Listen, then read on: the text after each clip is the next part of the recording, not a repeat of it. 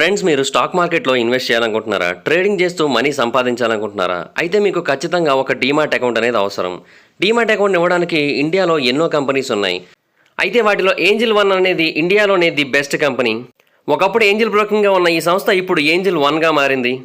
ఈ angel బ్రోకింగ్లో demat account open చేసుకోవడానికి మీరు మనీ ఏమి పే చేయాల్సిన అవసరం లేదు. ఇంకా చాలా కంపెనీస్ ఉన్నాయి, అవి అకౌంట్ ఓపెన్ చేసుకోవడానికి మనీని ఛార్జ్ చేస్తాయి. కానీ ఏంజిల్ బ్రోకింగ్లో డీమాట్ అకౌంట్ని మనం ఫ్రీగా ఓపెన్ చేసుకోవచ్చు. సో ఒకవేళ మీకు ఇంట్రెస్ట్ ఉన్నట్టయితే నేను డిస్క్రిప్షన్లో ఏంజిల్ వన్ యొక్క లింక్ అయితే ఇచ్చాను. ఆ లింక్ మీద క్లిక్ చేసి డీమాట్ అకౌంట్ ఓపెన్ చేసుకొని స్టాక్ మార్కెట్లో ఇన్వెస్ట్ చేయడం స్టార్ట్ చేయండి. ఒకవేళ మీకు స్టాక్ మార్కెట్కి సంబంధించి కంప్లీట్ నాలెడ్జ్ లేకపోయినట్టయితే ఫస్ట్ డీమాట్ అకౌంట్ ఓపెన్ చేసుకొని కంప్లీట్గా నాలెడ్జ్ తెచ్చుకున్న తర్వాతే పూర్తి స్థాయిలో ట్రేడింగ్ చేయండి. డిస్క్రిప్షన్లో లింక్ ఉంటుంది, దాని మీద క్లిక్ చేసి అకౌంట్ ఓపెన్ చేసుకోండి. మన దృష్టిలో స్పేస్ అనేది ఒక వెలివేయబడిన ఖాళీ స్థలం. అక్కడ వేరొక సివిలైజేషన్ ఉన్నట్టుగా మనకి ఎటువంటి సంకేతాలు కూడా ఇప్పటివరకు కనిపించలేదు. అంటే యూనివర్స్ అనేది కంప్లీట్గా నిశ్శబ్దంగా ఉంటుంది అని అయితే అందరూ అనుకుంటూ ఉంటారు. కానీ శాస్త్రవేత్తలు రీసెంట్గా ఈ విశ్వం గురించి మరింత తెలుసుకోవడానికి ప్రయత్నించినప్పుడు కొన్ని ఆశ్చర్యకరమైన డిస్కవరీస్ చేయడం జరిగింది. అండ్ వాటిలో వోయేజర్ 1 కూడా ఉంది. అండ్ ఈ వోయేజర్ 1 44 ఏళ్ల పాటు ప్రయాణిస్తోంది అండ్ ఇప్పటికీ కూడా మనకి డేటాను అయితే పంపిస్తూ ఉంది. అండ్ ఒకరోజు ఇది శాస్త్రవేత్తలకి ఒక వింతైన శబ్దాన్ని అయితే పంపడం జరిగింది. ఆ శబ్దాన్ని విన్న తర్వాత శాస్త్రవేత్తలు చాలా ఆశ్చర్యపోయారు. అంటే అంతకుముందు ఎప్పుడు కూడా రికార్డింగ్స్ అనేవి భూమికి రాలేదా అంటే వచ్చాయి, కానీ ఈ కొత్తగా వినబడిన సిగ్నల్ మాత్రం ఎందుకనో చాలా డిఫరెంట్గా అనిపిస్తుంది. అండ్ మానవ జాతి చరిత్రలో ఇటువంటి ఒక శబ్దాన్ని వినడం అయితే మాత్రం ఇదే మొదటిసారినైతే అందరూ అభిప్రాయపడుతూ వచ్చారు. సో ఇంతకీ అదేంటో ఇప్పుడు తెలుసుకుందాం. సో ఇంకెందుకు late, let's get into the video. చెప్పడం మర్చిపోయాను కదా, అదొక్కటే కాదు, ఇంకా చాలా వింతైన శబ్దాలను వినిపిస్తాను మీకు ఈ వీడియోలో. చాలా క్రేజీగా ఉంటాయి అవన్నీ కూడా. వోయేజర్ నుంచి వచ్చిన ఆ సిగ్నల్ భూమి నుంచి సుమారుగా 14 బిలియన్ మైళ్ళ డిస్టెన్స్ నుంచి వచ్చింది. అంటే సుమారుగా 22 బిలియన్ కిలోమీటర్స్ డిస్టెన్స్ నుంచి వచ్చింది. ఈ శబ్దం యొక్క ప్రత్యేకత ఏంటంటే ఇది 3 కిలోహెర్ట్జ్ ఫ్రీక్వెన్సీ దగ్గర ఆల్మోస్ట్ 3 ఏళ్ల పాటు కంటిన్యూస్గా వినబడింది మనకి. అది దీని యొక్క ప్రత్యేకత. అంటే ఇంత స్టెబుల్ సిగ్నల్ని, ఇంత లాంగ్ లాస్టింగ్ హమ్ని ఇప్పటివరకు ఎవ్వరు కూడా కనుగొనలేదు. ఈవెన్ వోయేజర్ 1 కూడా ఇప్పటివరకు డిటెక్ట్ చేయలేదు. అయితే ఈ సిగ్నల్ ఎక్కడి నుంచి వచ్చిందనేది కూడా ఒక మిస్టరీయే. కాకపోతే కొంతమంది శాస్త్రవేత్తల యొక్క అభిప్రాయం ఏంటంటే ఈ హమ్ అనేది ప్లాస్మా వేవ్స్ అనేవి ట్రావెల్ అవుతూ ఉండడం వల్ల వచ్చి ఉండొచ్చు అని అయితే అభిప్రాయపడుతున్నారు. అంటే యూనివర్స్ యొక్క డెప్త్స్లో ప్లాస్మా అనేది ఎప్పటికప్పుడు ట్రావెల్ అవుతూ ఉంటుంది. సో దాని కారణంగా కూడా ఇటువంటి శబ్దాలు ప్రొడ్యూస్ అవుతూ ఉండొచ్చు అని అయితే శాస్త్రవేత్తలు అభిప్రాయపడుతున్నారు. ఎందుకంటే ఇప్పుడు ప్లాస్మా అనేది ఈ విశ్వం యొక్క మేజర్ బిల్డింగ్ మెటీరియల్స్లో ఒకటి. అండ్ కాస్మిక్ సబ్జెక్ట్స్లో అన్నిటికీ కూడా ప్లాస్మా అనేది చాలా అంటే చాలా అవసరం అవుతుంది. అయితే దీని నుంచి ఒక వింతైన శబ్దం అయితే బయటకు రావడం జరిగింది. అండ్ అది కూడా ఆ ప్రోబ్ ఆ ప్రాంతాన్ని దాటేసిన కొన్ని మిలియన్ మైళ్ళ తర్వాత మాత్రమే ఆ సిగ్నల్ అనేది రిసీవ్ అయింది. అండ్ అదే శాస్త్రవేత్తలకు అర్థం కాకుండా ఉంది అంత కన్సిస్టెన్సీని ఇది ఎలాగ మెయింటైన్ చేస్తూ వచ్చిందని. అయితే ఆ కన్సిస్టెన్సీని చూసి కొంతమంది ఏమైనా అభిప్రాయపడుతున్నారంటే బహుశా ఆ హమ్ అనేది ఏదైనా ఒక ఎనర్జీ నుంచి వస్తూ ఉండొచ్చు, బట్ ఆ ఎనర్జీ ఏంటనేది అయితే మాత్రం మనకు తెలియకపోయి ఉండొచ్చు అని అయితే అభిప్రాయపడుతూ వచ్చారు. కానీ ఇప్పటి వరకు కూడా స్పేస్లో శబ్దాలు ఉండవని చాలామంది అనుకుంటూ ఉంటారు. బట్ అలాంటి వాళ్ళ ప్రశ్నలన్నిటికీ కూడా ఇది ఒక పెద్ద జవాబు అనే చెప్పుకోవాలి. బట్ ఆఫ్ కోర్స్ స్పేస్లో శబ్దం అనేది అంత ఎక్కువగా ట్రావెల్ చేయదు. ఎందుకంటే శబ్దం అనేది వ్యాక్యూమ్లో చాలా ఫాస్ట్గా ఫేడ్ అవుట్ అయిపోతుంది. సో స్పేస్లో అదే జరుగుతుంది కాబట్టి స్పేస్లో మనకి శబ్దాలు ఎక్కువగా వినిపించవు. ఎందుకంటే స్పేస్లో సౌండ్ ట్రావెల్ చేయడానికి కావాల్సిన పార్టికల్స్ అయితే మనకు కనిపించవు. కొన్నిసార్లు బ్లాక్ హోల్స్ కొలైడ్ అవుతూ ఉంటాయి అండ్ పెద్ద పెద్ద సూపర్ నోవాస్ కూడా ఎక్స్ప్లోడ్ అవుతూ ఉంటాయి. బట్ వాటి యొక్క శబ్దం అనేది ఎక్కువ డిస్టెన్స్ ట్రావెల్ చేయదు. కావాలంటే దీన్ని మీ ఇంట్లో కూడా మీరు ఒక ఎక్స్పెరిమెంట్ రూపంలో చేసుకోవచ్చు. ఒక చిన్న గంటని ఒక ప్లాస్టిక్ బాటిల్లో వేయండి. ఆ తర్వాత ఆ ప్లాస్టిక్ బాటిల్ యొక్క మూత మూసేయండి. అప్పుడు ఆ బాటిల్ని మీరు కంటిన్యూస్గా షేక్ చేయండి. మీకు ఆ గంట శబ్దం అనేది వినిపిస్తుంది. తర్వాత మీరు ఏం చేస్తారంటే ఆ బాటిల్ మూతను ఓపెన్ చేసి లోపల 2 వెలుగుతున్న అగ్గి పుల్లల్ని వేయండి. ఆ తర్వాత వెంటనే మూత మూసేయండి. ఆ తర్వాత ఏం చేస్తారంటే లోపల ఉన్న అగ్గిపుల్లలన్నీ కూడా చల్లారిపోయి ఆ తర్వాత బాటిల్ లోపల ఉన్న ఎయిర్ అనేది పూర్తిగా చల్లబడేంత వరకు వెయిట్ చేయండి. ఆ తర్వాత మళ్ళీ దాన్ని షేక్ చేయండి. ఈసారి మీకు ఆ శబ్దం అనేది అసలు ఏమాత్రం వినిపించదు. మీకు ఆ గంట ఊగుతూ ఉంటుంది కానీ శబ్దం రాదు మీకు బయటికి. కాకపోతే కొన్ని వేరు రకాల ఎలక్ట్రోమాగ్నెటిక్ వేవ్స్ ఉంటాయి. అవి వాక్యూమ్ ద్వారా కూడా ఎటువంటి ప్రాబ్లమ్స్ లేకుండా ట్రావెల్ చేయగలుగుతూ ఉంటాయి. అలాంటి వాటిలో రేడియో వేవ్స్ కూడా ఒకటి. అఫ్ కోర్స్ వీటిని మనుషుల యొక్క చెవులు వినలేవు, కానీ శాస్త్రవేత్తలు వీటిని కొన్ని సిగ్నల్స్ ద్వారా క్యాచ్ చేయగలుగుతూ ఉంటారు. ఈ సిగ్నల్స్ని సౌండ్స్ రూపంలోకి కన్వర్ట్ చేయగలుగుతూ ఉంటారు. సో దాని వలన ఇప్పుడు ఆ శబ్దాలను అయితే మనం వినగలుగుతూ ఉంటాం. సో వోయేజర్ 1 మనకి ఏ సిగ్నల్ని పంపిందో ఒకసారి ఇక్కడ మీరే వినండి.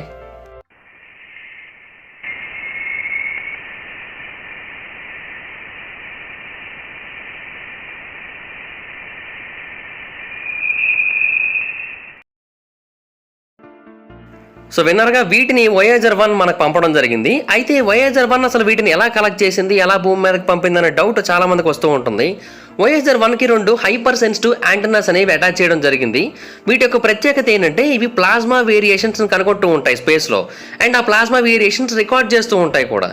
అండ్ ఇంకొకటి ఏంటంటే రేడియో సిగ్నల్స్ని కమ్యూనికేషన్ కోసం ఉపయోగిస్తూ ఇది మనకు డేటాను అయితే అందిస్తూ ఉంటుంది. అండ్ ఈ రేడియో సిగ్నల్స్ అనేవి కాంతి వేగంతో ప్రయాణిస్తూ ఉంటాయి. కాకపోతే బాధాకరమైన విషయం ఏంటంటే ఈ వోయేజర్ 1 నుంచి మేబీ భవిష్యత్తులో మనకి ఎటువంటి సిగ్నల్స్ రాకపోవచ్చు. కొద్ది రోజుల్లో ఇది కంప్లీట్గా ఫేడ్ అవుట్ అయిపోవచ్చు. దీని యొక్క పవర్ అనేది పూర్తిగా ఆగిపోతుంది. సో దీని యొక్క క్రూషియల్ ఇన్స్ట్రుమెంట్స్ అనేవి పనిచేయకుండా పోతాయి కాబట్టి ఇంకా తర్వాత ఇది ఏమాత్రం పనిచేయదు. బట్ అప్పటి వరకు అయితే మాత్రం ఇది పనిచేస్తూనే ఉంటుంది అండ్ ఇది మనల్ని సర్ప్రైజ్ చేస్తూనే ఉంటుంది. అండ్ ఆల్రెడీ ఇది చాలా డేటాను అయితే మనకు అందించడం జరిగింది కదా, ఆ డేటా కూడా నిజంగా మనల్ని చాలా ఏళ్ల పాటు రీసెర్చ్లు చేసుకునేలా చేస్తూ ఉంటుంది. అయితే కేవలం వోయేజర్ 1 మాత్రమే కాదు, నాసా ఇంతకుముందు వేరొక రకంగా కూడా శబ్దాలను అయితే క్యాప్చర్ చేయడం జరిగింది. అండ్ ఆ శబ్దాలు కూడా శాస్త్రవేత్తలను ఆశ్చర్యపరిచాయనే చెప్పాలి.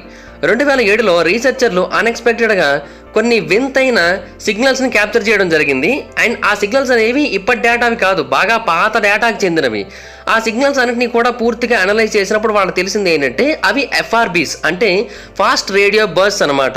ఇవి చాలా వేగంగా ఉంటాయి. ఎంత వేగంగా అంటే ఒక్కొక్క బర్స్ట్ కొన్నిసార్లు 1 మిల్లీ సెకండ్ అంత మాత్రమే ఉంటుంది. సో వీటి గురించి తెలుసుకున్న తర్వాత శాస్త్రవేత్తలు మరికొన్ని ఎఫ్ఆర్బీస్ కోసం అయితే వెతుకుతూ ఉన్నారు. అండ్ వాళ్ళకి ఇటువంటివి కొన్ని వేల కొద్దీ దొరకడం జరిగింది. సో ఆ రేడియో బర్స్ట్ సౌండ్స్ అనేది ఎలా ఉంటుందనేది ఇప్పుడు మీరు వినొచ్చు. ఇక్కడ ప్లే అవుతుంది మీకు ఇప్పుడు.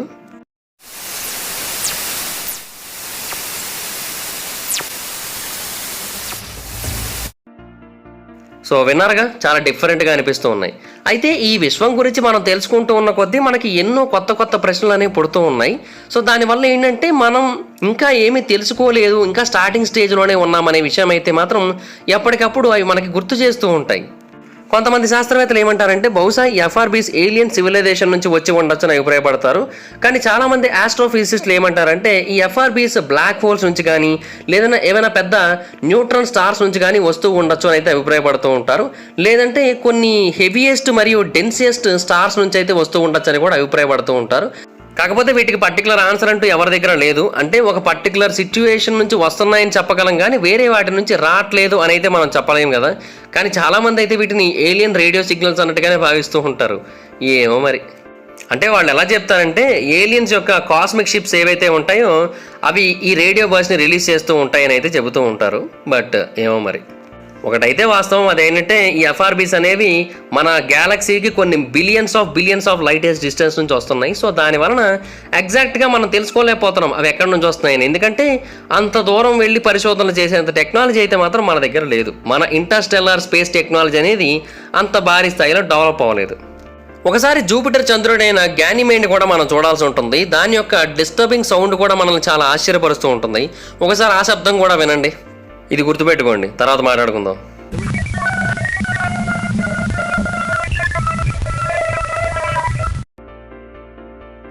ఈ సౌండ్స్ అనేవి ఎలా ఫామ్ అవుతున్నాయో తెలుసా? కోరస్ వేవ్స్ అనేవి ఎలక్ట్రోమాగ్నెటిక్ వేవ్స్తో కోహరెంట్ అయినప్పుడు మనకి ఈ టైప్ ఆఫ్ సౌండ్స్ అనేవి వస్తూ ఉంటాయి. అండ్ ఈ వేవ్స్ కారణంగానే ఆరాస్ లేదంటే పోలార్ లైట్స్ ఫామ్ అవుతూ ఉంటాయి. భూమి మీద మాత్రమే కాదు, ఇటువంటి వింతైన సంఘటనలు జరిగేది ఈ విశ్వంలోని చాలా ప్రాంతాలలో జరుగుతూ ఉంటుంది. సాటర్న్ మీద జరుగుతుంది, జూపిటర్ మీద జరుగుతుంది, గ్యానిమేడ్ మీద జరుగుతూ ఉంటుంది. సో ఇప్పుడు మనం విన్న శబ్దం ఏదైతే ఉందో ఆ పోలార్ లైట్స్ని సౌండ్గా కన్వర్ట్ చేస్తే మనకి వినిపించే శబ్దం అనమాట. అయితే మార్స్ను మాత్రం మనం తక్కువ అంచనా వేయడానికి లేదు. ఈ మార్స్ కూడా మనకు కొన్నిసార్లు కొన్ని వింతైన సిగ్నల్స్ అయితే అందిస్తూ ఉంటుంది. నాసా వాళ్ళ యొక్క పెర్సెవరెన్స్ రోవర్ మార్స్ మీద అడుగుపెట్టిన తర్వాత చాలా రకాల శబ్దాలను అయితే రికార్డ్ చేయడం జరిగింది. అయితే అది ఫస్ట్ రికార్డ్ చేసిన శబ్దం అయితే మాత్రం చాలా వింతగా అనిపిస్తూ ఉంటుంది. అంటే అది ఏదో ఒక క్రాకింగ్ సౌండ్లా అనిపిస్తూ ఉంటుంది, లేదంటే మెటల్ వీల్స్ దొర్లుతున్నప్పుడు వచ్చిన నాయిస్లా అనిపిస్తూ ఉంటుంది. అండ్ అది దాని యొక్క వీల్స్ అయితే కాదు మళ్ళీ. అయితే పెర్సెవరెన్స్ ఆ నాయిస్ని హై పిచ్డ్ స్క్రాచింగ్ సౌండ్గా డిటెక్ట్ చేయడం జరిగింది. సో ఒకసారి ఆ యాక్చువల్ రికార్డింగ్ని మీరు కూడా వినండి ఇక్కడ.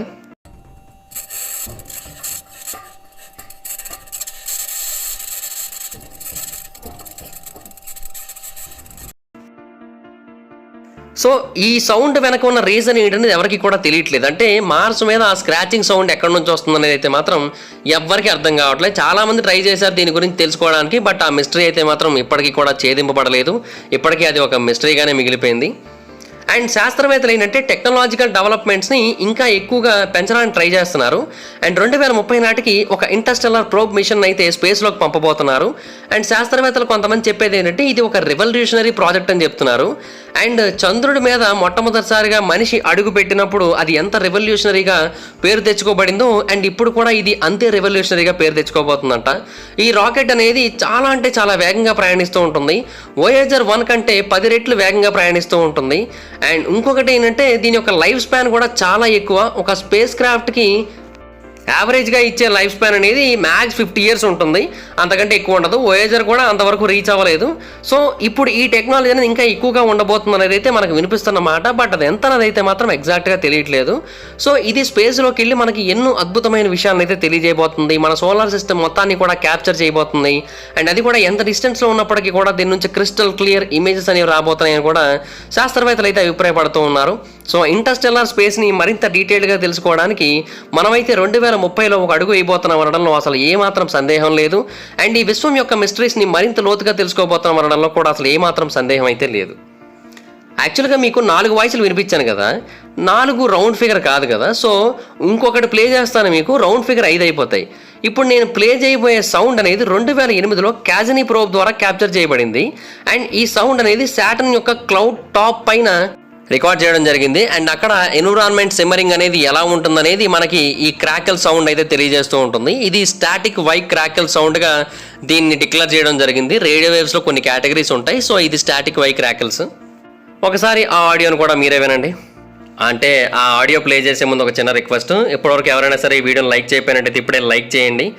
మీరు ఎక్కువ మంది లైక్ చేసినట్టయితే నాకు మరింత బూస్టప్లో ఉంటుంది. సో అందరూ లైక్ చేయండి. ఇంకా ఆడియో ప్లే చేద్దాం.